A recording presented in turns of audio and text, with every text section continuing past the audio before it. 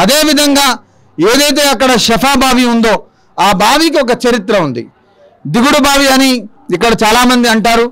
దాన్ని షఫా బావి అని ఆర్కాలజికల్ డిపార్ట్మెంట్లో దానికి ఒక చరిత్ర ఉంది.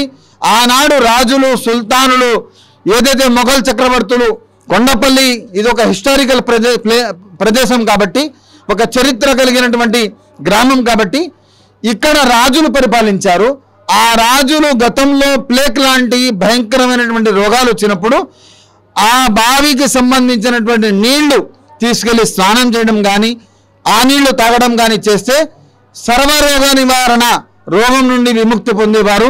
అదేవిధంగా ఇవాళకి ఆ బాబా గారి దగ్గర ఉన్నటువంటి ఆ బావి దగ్గర చాలామంది మానసిక రోగులు వచ్చేవాళ్ళు, వారి వారి రోగాల నుంచి విముక్తి చెందుకునేవాళ్ళు.